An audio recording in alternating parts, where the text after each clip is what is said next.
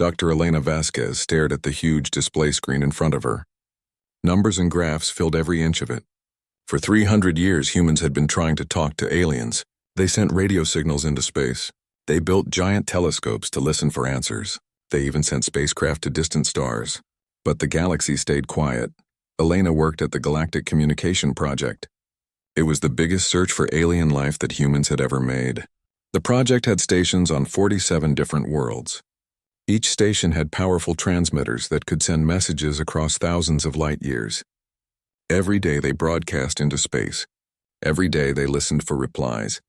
Every day they heard nothing. The year was 2387.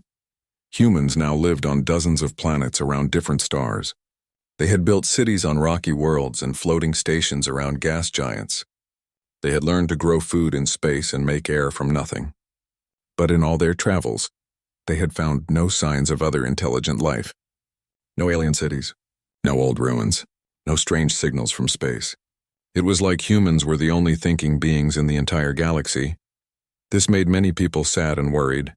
Before humans left Earth, they thought the universe would be full of different alien races. Movies and books showed green creatures from Mars and wise beings from distant stars. Scientists calculated that billions of planets could support life. With so many worlds, there should be millions of alien civilizations. But space exploration showed empty planets everywhere. Dead rocks spinning around distant suns. Elena had worked at the project for 20 years. She had watched humans discover world after world with no life at all. Some planets had water and good air, but nothing lived on them. Others had simple plants or tiny creatures, but nothing that could think or build or communicate. The silence from space grew heavier each year. Many humans had started to give up hope. Some said that maybe intelligence was very rare. Maybe humans were special, the only race smart enough to build spaceships and computers. Others worried that intelligent life always destroyed itself before it could spread to the stars. They pointed to wars and pollution on Earth as examples of how thinking creatures might ruin their own worlds. But Elena refused to stop trying. She believed that somewhere out there, other beings were thinking and dreaming just like humans. Maybe they were too far away. Maybe they used different kinds of signals that humans couldn't detect. Maybe they were waiting for the right message before they answered. Elena decided to make one final attempt. She would use every human station in space at the same time. Instead of sending different messages from different places, all 47 stations would broadcast the same signal together. The combined power would be enormous. The message would be louder than anything humans had ever sent before. She spent months planning this special broadcast. The message would be simple but clear. It would use mathematics that any intelligent species should understand. It would show pictures of humans and Earth. It would explain where humans came from and how far they had spread. Most importantly, it would ask for a reply. Getting all the stations to work together was hard. Some were very far from Earth and signals took years to reach them. Elena had to send instructions early and hope that everything would work perfectly. The timing had to be exact. If even one station was off by a few seconds, the whole plan would fail. The project cost more money than most planets made in a year. Many government officials complained about the expense. They said the money should be spent on building new colonies or fixing problems on existing worlds. But Elena convinced them that this was humanity's best chance to find other intelligent life. If this failed, humans might truly be alone. Finally, the day arrived. Elena stood in the main control room on Luna Station, Earth's moon. Screens showed data from all 47 broadcasting stations scattered across human space. Each station reported ready. The massive transmitters were charged and pointing toward the center of the galaxy, where most stars were located. Elena looked around the room at her team. These people had worked with her for years, hoping for this moment. Some looked excited. Others seemed nervous. A few appeared sad, as if they already knew this would be their last attempt. "All stations report ready," announced Dr. Chen, Elena's assistant. "Power levels are at maximum. Targeting computers are locked onto the galactic center." Elena took a deep breath. She thought about all the humans living on worlds around distant stars. She thought about children who dreamed of meeting aliens. She thought about scientists who had spent their lives searching empty space. This message carried the hopes of the entire human race. "Begin transmission," Elena said quietly. At exactly the same moment, 47 powerful transmitters sent their signals into space. The combined energy was incredible. For 3 hours they broadcast the same message over and over. The signal raced away from human space at the speed of light, carrying pictures and sounds and mathematical proofs toward thousands of potentially habitable worlds. When the transmission ended, Elena felt both proud and empty. They had done everything possible. The message would reach nearby stars in just a few years. Distant targets would receive it in decades or centuries. But even the closest replies would take years to come back to Earth. Elena knew she might not live to hear an answer. She was 53 years old, and even with advanced medicine, she probably had only 30 or 40 years left. If aliens lived hundreds of light years away, their reply might not arrive for centuries. But she had hope. Somewhere in the vast darkness between the stars, the most powerful message humans had ever sent was racing toward unknown worlds. Maybe, just maybe, someone would hear it and decide to answer back. The waiting began again. But this time Elena felt different. They had shouted as loudly as they could. If anyone was listening, they would have heard. Now humanity could only wait and see if they were truly alone in the cold, silent galaxy.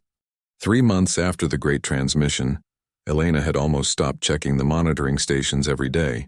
The massive signal had traveled far into space, but it would take years before any reply could possibly return. Most nights she went to sleep expecting nothing. Most mornings she woke up to silence from the stars that changed on a Tuesday morning in June. Elena was drinking coffee in her small apartment on Luna Station when her communicator buzzed. Urgently. Dr. Chen's voice was shaking with excitement. Elena, you need to get to the control room right now. We're getting a signal. Elena almost dropped her coffee cup. She had dreamed of this moment for 20 years, but now that it was happening, she felt scared instead of happy. From where? She asked, running toward the door. That's the weird part, Chen said. It's not coming from space. It's coming from Earth. Elena stopped running. That doesn't make sense. Are you sure it's not just interference from one of our own stations? I'm sure. The signal is completely different from anything we've ever sent. And Elena, it's coming from the bottom of the ocean. Elena reached the control room in record time. The big screens that usually showed empty space were now filled with strange patterns. Waves of sound and light danced across the displays in perfect mathematical rhythms. The signal was clearly artificial, made by something intelligent. But it was coming from Earth's deepest ocean trenches, places where no human had ever lived. How long has this been coming in? Elena asked. About 2 hours, replied Dr. Martinez, the night shift supervisor. It started exactly 73 days, 4 hours, and 16 minutes after our transmission ended. Elena's mind raced. Their message had traveled out into space at light speed.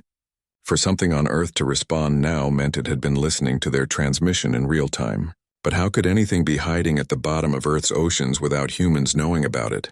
Have we decoded any of it? She asked. Chen nodded and pointed to a smaller screen. The basic structure is mathematical, just like our message was. But it's much more complex. Look at this part.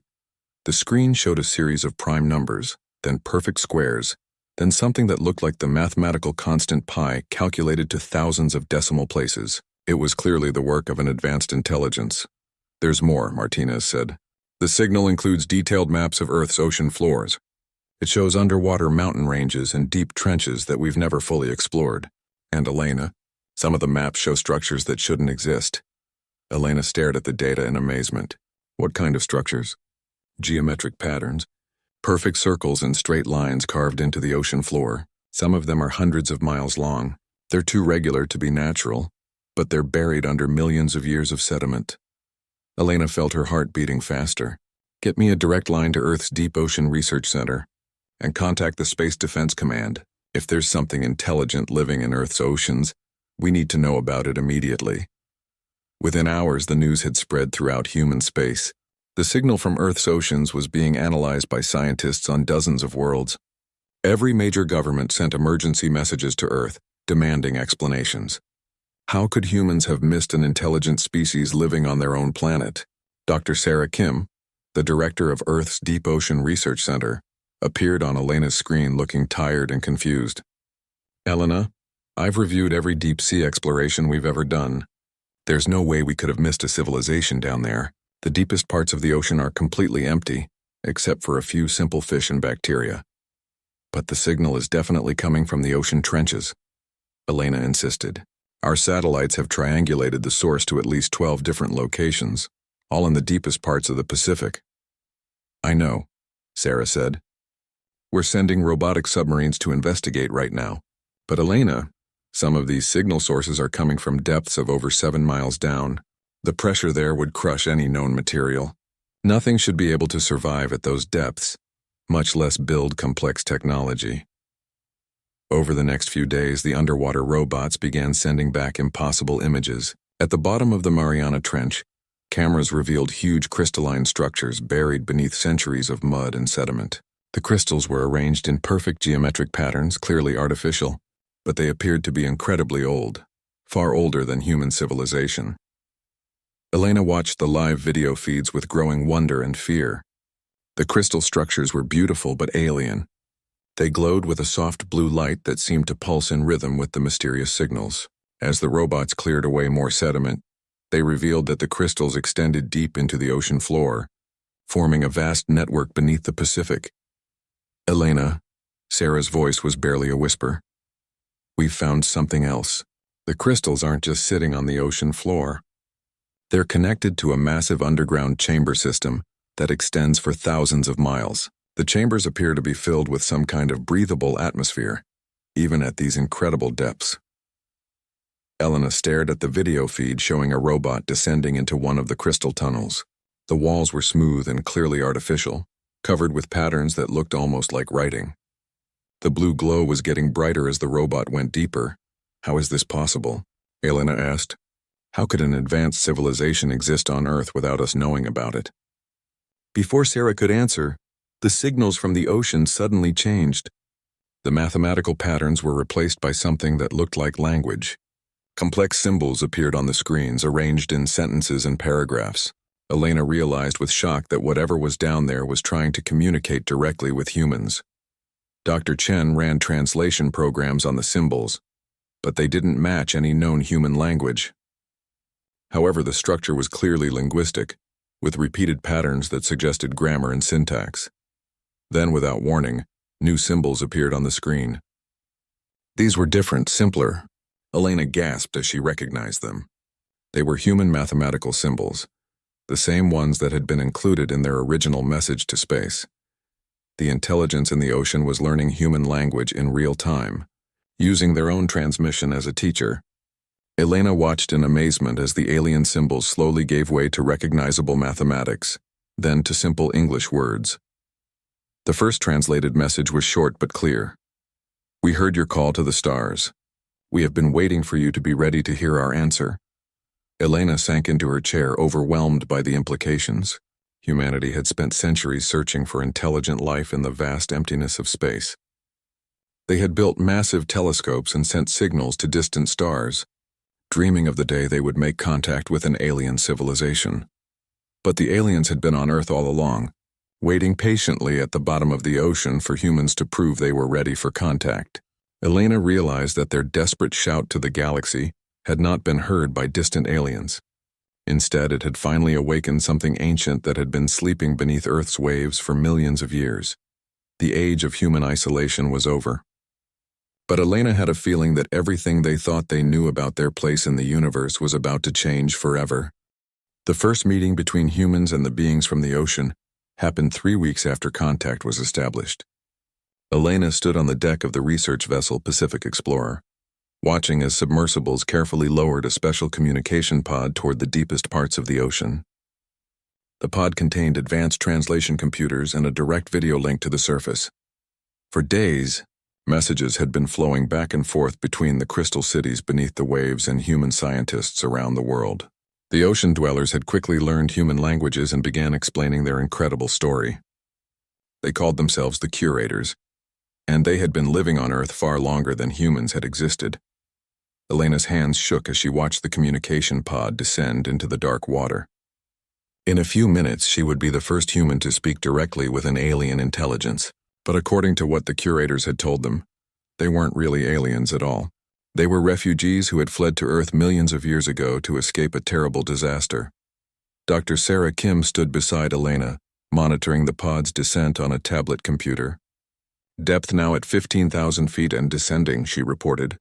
The pod should reach the first crystal city in about 10 minutes.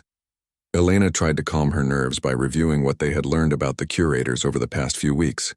According to their messages, they were originally from a planet in the Andromeda Galaxy, over 2 million light-years from Earth.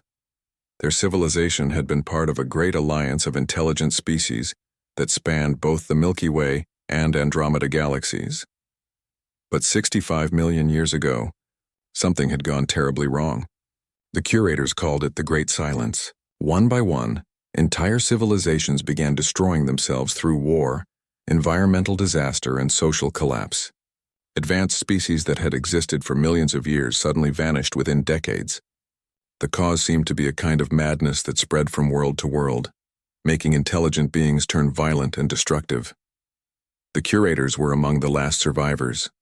When they realized that their own civilization was beginning to show signs of the same madness, they loaded their people onto vast ships and fled to young worlds in distant galaxies. Earth was one of the planets they chose because it showed signs of potential for intelligent life to evolve, but was still too primitive to be affected by the spreading madness. Elena, Sarah's voice interrupted her thoughts.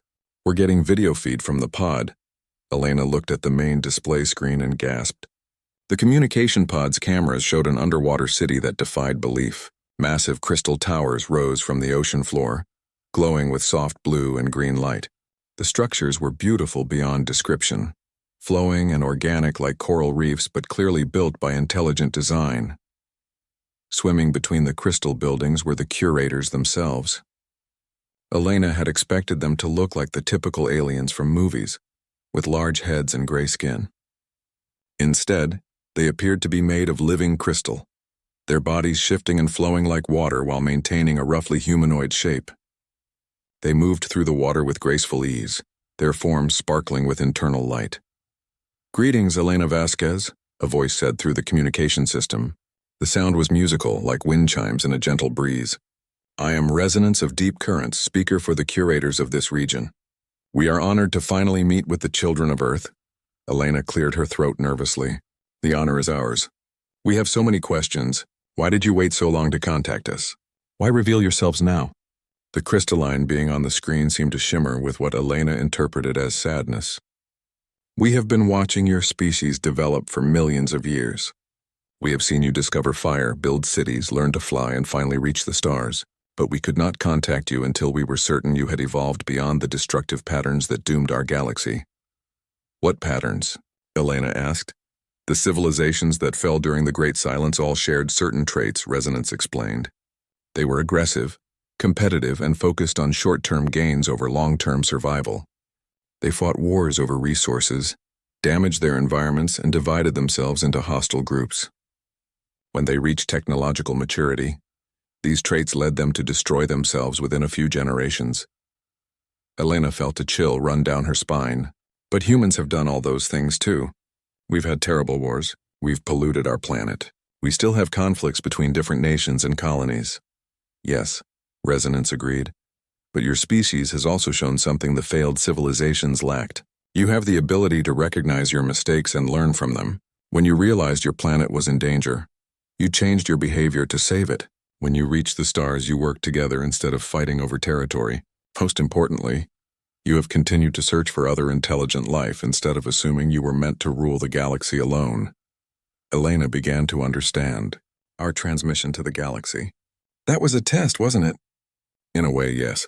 We needed to see if humans had developed the wisdom to seek cooperation rather than conquest. Your message showed genuine curiosity about other life forms and a desire for peaceful contact. It demonstrated that your species might be ready to join the surviving civilizations without repeating the mistakes of the past." Elena's mind raced with implications. "Surviving civilizations? You mean there are others?" Resonance seemed to glow brighter with excitement. "Oh yes, Elena Vasquez. The galaxy is not empty as you believed. Dozens of intelligent species survived the Great Silence and went into hiding, waiting for new civilizations to evolve. We have been watching and testing, looking for species mature enough to join our hidden community." Elena felt dizzy. Everything humans thought they knew about their place in the universe was wrong. They weren't alone, and they never had been. Other intelligences had been watching them, waiting to see if humans were wise enough to be trusted with the truth. "Where are they?" Elena asked. "Why haven't we detected them?" "They are hidden in plain sight," Resonance explained. "Some live in the cores of gas giant planets. Others have built cities in the space between stars, using technology your species cannot yet detect. A few have transformed themselves into forms of energy that exist in higher dimensions. We curators chose to hide beneath your oceans because we wanted to stay close to the species we hoped would eventually join us." Elena realized the magnitude of what was happening. Humanity was being invited to join a secret galactic civilization that had survived a disaster so terrible it had destroyed most intelligent life in the known universe. But the invitation came with enormous responsibility. "What happens now?" Elena asked. "That depends on your species," Resonance replied. "We can reveal the locations of the other hidden civilizations and teach you to contact them. We can share technologies that will transform your understanding of the universe. But first you must prove that humanity is truly ready for this knowledge." Elena's heart sank. "Another test?" "The final test," Resonance confirmed. "You must demonstrate that your species can work together for the common good, even when faced with difficult choices. You must show that you value wisdom over power, cooperation over competition, and long-term survival over short-term advantage." Elena looked around at the human crew members watching the conversation with amazement and fear. She realized that this moment would be remembered forever as the turning point in human history. They had spent centuries searching for aliens, never knowing that the greatest test of their civilization was yet to come. "How long do we have?" Elena asked. "Time is not important," Resonance said gently. "What matters is that your choice comes from your true nature, not from pressure or fear. Take as long as you need to show us who humanity really is." Elena nodded, understanding the enormous weight of responsibility that now rested on the entire human race. They had wanted to find aliens, and they had succeeded beyond their wildest dreams. But now they had to prove they were worthy of the trust being offered to them. The age of human isolation was over. The age of testing had begun. The news of the curator's test divided humanity like nothing had before. Elena watched from her office on Luna Station as protests erupted on dozens of worlds. Some humans welcomed the chance to join a galactic civilization. Others demanded that Earth reject any interference from alien species, even ones that had been living in the oceans for millions of years. 6 months had passed since first contact with the curators. In that time, the crystal beings had shared small pieces of their knowledge as examples of what they could offer. They showed humans how to grow food using pure energy instead of soil. They demonstrated medical techniques that could heal injuries within hours. They even revealed transportation methods that could move ships between star systems in days, instead of years, but they made it clear that this knowledge would only be shared permanently if humanity passed their final test. The test wasn't about technology or intelligence. It was about wisdom and cooperation. Humans had to prove they could work together for the good of all, even when it was difficult or costly. Elena rubbed her tired eyes as she read the latest reports from across human space. The results were mixed and time was running out. The curators had given humanity 1 year to demonstrate their worthiness. Only 6 months remained. On the positive side, many human colonies had begun working together in ways they never had before. The mining stations around Jupiter were sharing resources with farming colonies that had suffered crop failures. The research outposts near distant stars were pooling their scientific discoveries instead of competing for recognition. Some worlds had even started dismantling their military weapons, trusting their neighbors to do the same. But other developments worried Elena deeply. A group calling itself Humanity First had formed on several worlds, arguing that humans should reject the curator's offer entirely. They claimed that accepting help from aliens would make humanity weak and dependent. Their leader, a former military commander named General Richards, had gained support from nearly a quarter of all human colonies. "We don't need their approval," Richards had declared in a broadcast that reached every human settlement. Humanity survived and thrived for thousands of years without alien interference.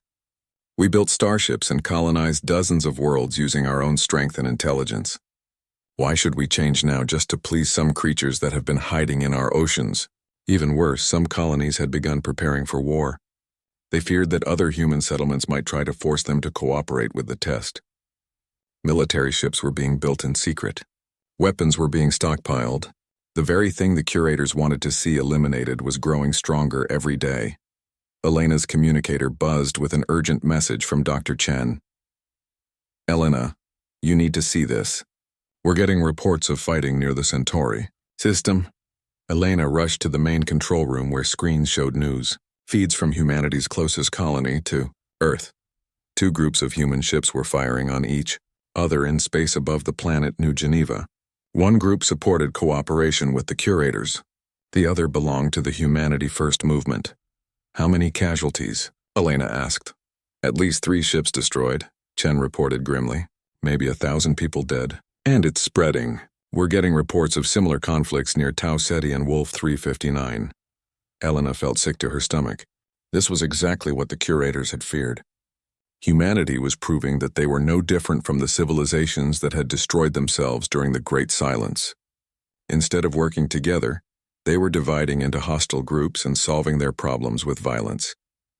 Elena opened a communication channel to the crystal cities beneath Earth's oceans. "Resonance of deep currents, I need to speak with you urgently." The musical voice of the curator responded within minutes. "We are aware of the conflicts, Elena Vasquez. We are deeply saddened but not surprised. This pattern has appeared in every species we have tested." "Does this mean we've failed?" Elena asked desperately. "Not yet," Resonance replied. "But you are approaching a critical moment. If the violence spreads, if your species chooses war over cooperation, then we will have our answer. We will retreat back to the deep places and wait for the next intelligent species to evolve on your world." Elena felt panic rising in her chest. "How long do we have?" "Events are moving quickly now. We estimate that your species will make its final choice within days, not months. The test is no longer about what humanity might do in the future. It is about what you choose to do right now in this moment of crisis." Elena realized that everything depended on the next few critical days. If the fighting continued to spread, human civilization could tear itself apart just when it was on the verge of joining a galactic community. But if somehow the violence could be stopped, if people could be convinced to work together instead of fighting, then humanity might still pass the test. Elena made a decision that would either save her species or be remembered as the worst mistake in human history. She opened an emergency communication channel that reached every human settlement simultaneously. Her face appeared on screens throughout human space, from the inner planets around Earth to the most distant colonies at the edge of explored space. "People of humanity," she began, her voice steady despite her fear, "we stand at the most important moment in our species' history, right now. Some of us are fighting each other over what we should do about the curator's offer. But while we fight, we are proving that we don't deserve to join the galactic community." Elena could see real-time responses flooding in from across human space. Some supported her message. Others called her a traitor to humanity, but everyone was listening. "The curators aren't asking us to become weak or dependent," Elena continued. "They're asking us to become wise. They want to know if we can solve our problems without violence, if we can share resources instead of hoarding them, if we can trust each other enough to work toward common goals." Elena took a deep breath before delivering her most important words. "In the next few days, every human colony will have to make a choice. Will you continue fighting your neighbors over these differences, or will you prove that humanity has evolved beyond the violence that destroyed previous civilizations? The curators are watching us right now, waiting to see what we choose." Elena ended the broadcast and sat back in her chair, exhausted. She had done everything she could. Now it was up to the millions of humans living throughout space to decide what kind of species they wanted to be. The fighting near Centauri stopped within hours of Elena's broadcast. One by one, human colonies began reaching out to their neighbors with offers of cooperation instead of threats of violence. General Richards himself appeared on news broadcasts, announcing that Humanity First was laying down its weapons and would work with other groups to find peaceful solutions. But Elena knew the test wasn't over yet. The real challenge would come in the following days, as humans tried to prove they could build something better than what they had before. The curators were still watching, still waiting to see if humanity was truly ready to join the hidden civilizations of the galaxy. Everything humanity had ever dreamed of was within reach, but they would only achieve it if they could prove they deserved it. 1 year after first contact, Elena stood on the deck of the research vessel Pacific Explorer once again. But this time she wasn't alone. Representatives from every human colony in space had gathered to witness the curator's final judgment. The crystal cities beneath the ocean were glowing brighter than ever before, visible even from the surface as blue-green lights dancing in the deep water. The past 6 months had transformed humanity in ways Elena had never imagined possible. After the fighting stopped, human colonies began working together with an energy and cooperation that surprised even the most optimistic observers. The mining stations around Jupiter shared their resources freely with agricultural worlds that needed rare metals. Scientific research that had been jealously guarded was made available to all colonies. Most remarkably, the military fleets that had been preparing for war were converted into rescue and exploration ships. The change hadn't been easy. There were still disagreements and conflicts between different human groups. Some colonies struggled with the economic changes required to share resources fairly. Others found it difficult to abandon competitive habits that had driven human expansion for centuries. But somehow people kept choosing cooperation over conflict, understanding over fear. Elena watched the water as a familiar crystalline form rose from the depths. Resonance of deep currents emerged from the ocean in a way Elena had never seen before. Instead of staying underwater, the curator formed a shape that could exist in air, its crystal body glowing with soft light as it floated above the ship's deck. People of Earth and the stars beyond, Resonance spoke, its musical voice carrying clearly across the water to the assembled ships. We have watched your species for 1 full year since we revealed ourselves. We have seen you face the same challenges that have destroyed countless civilizations before you. Elena held her breath.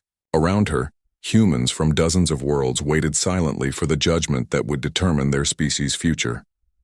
In the past year, you have ended armed conflicts that could have grown into devastating wars. You have chosen to share resources instead of hoarding them.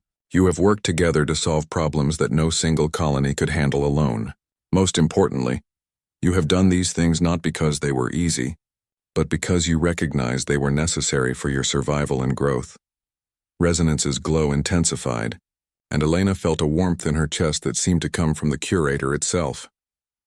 You have passed the test, Resonance announced. Humanity is ready to join the hidden civilizations of the galaxy. Elena felt tears rolling down her cheeks as cheers erupted from the ships around her. But Resonance wasn't finished speaking. However, the curator continued, and the celebrating humans fell silent again. Joining our community is not a reward you have earned. It is a responsibility you have accepted. The knowledge and technology we will share with you comes with the obligation to use it wisely. You must help us watch for new species that might someday be ready to join us. You must guard against the return of the destructive patterns that caused the Great Silence. Elena nodded, understanding the weight of what Resonance was saying. Humanity wasn't just being invited to receive alien knowledge. They were being asked to become guardians themselves, helping to protect the galaxy from the kind of madness that had destroyed civilizations millions of years ago. What happens now? Elena asked. Now you meet your neighbors, Resonance replied with what Elena interpreted as a smile. The ocean around the ship began to glow with new colors. Structures rose from the water that Elena had never seen before, crystal formations that reached toward the sky like impossible towers. But these weren't just curator buildings. Elena realized with amazement that representatives from other hidden civilizations were revealing themselves.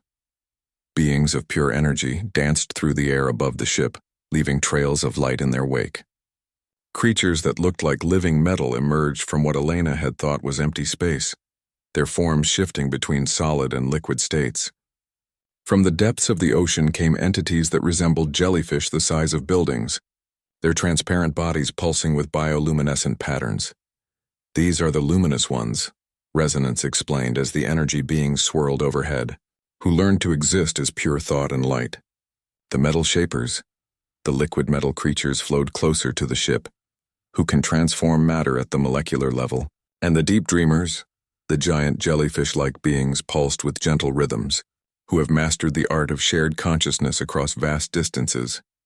Elena stared in wonder at the gathering of alien intelligences.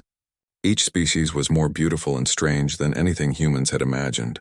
Yet they all seemed peaceful, curious about the newest members of their community. There are others, Resonance continued, living in the cores of gas giants in the spaces between dimensions, in forms your language cannot yet describe. all survivors of the Great Silence, all waiting to welcome humanity into our hidden civilization. Elena realized that the galaxy humans had thought was empty was actually teeming with intelligent life. These beings had been there all along, watching and waiting for humanity to prove it was mature enough to join them. "Will you teach us to communicate with them?" Helena asked. "Communication is only the beginning," Resonance replied. "We will share technologies that will transform your understanding of physics, biology, consciousness itself. We will show you how to heal worlds damaged by industrialization, how to travel between stars in minutes instead of years, how to extend consciousness beyond the boundaries of individual minds." Elena felt overwhelmed by the possibilities. Everything humans had struggled to achieve through centuries of scientific advancement would be dwarfed by what they were about to learn, but Resonance's next words reminded her that this knowledge came with great responsibility. "Most importantly, we will teach you to recognize the signs of the madness that destroyed our predecessors. When new intelligent species evolve, you will help us evaluate their readiness for contact. You will become part of the Great Watch that protects the galaxy from another Great Silence." Elena understood that humanity was not just joining a galactic civilization, they were becoming its newest guardians, taking on the responsibility to ensure that the mistakes of the past would never be repeated. As the alien representatives began to disperse back to their hidden homes, Elena opened a communication channel to every human settlement in space. Her image appeared on screens throughout human territory, but now she was speaking not just to her own species, but as part of a vast galactic community. "People of humanity," she began, "today we join a civilization that spans not just our galaxy, but others beyond our current understanding. We are no longer alone in the universe. We never were. We were simply waiting to prove we were ready to take our place among the stars." Elena looked out at the ocean, where the crystal cities of the curators were beginning to rise toward the surface, no longer hidden from human view. "Our search for alien life is over," she continued, "but our journey as members of a galactic community has just begun. We have shouted to the galaxy and discovered that Earth was listening all along. Now it's time for us to learn how to sing in harmony with voices we never knew existed." As Elena ended her broadcast, she felt a sense of completion unlike anything she had ever experienced. Humanity had spent centuries dreaming of this moment, imagining what it would be like to discover they weren't alone in the universe. The reality was more wonderful and terrifying than anyone had ever imagined. The age of human isolation was truly over. The age of galactic citizenship had begun. And somewhere in the vast cosmic choir of hidden civilizations, humanity was finally ready to add its voice to the eternal song of intelligence reaching across the stars. Elena smiled as she watched the crystal towers of the curators rise majestically from the depths, no longer hidden but standing proudly in the light of Earth's sun. Humanity had found its place in the universe at last, not as conquerors or explorers, but as the newest guardians of wisdom in a galaxy that had learned the hard way how precious intelligent life truly was.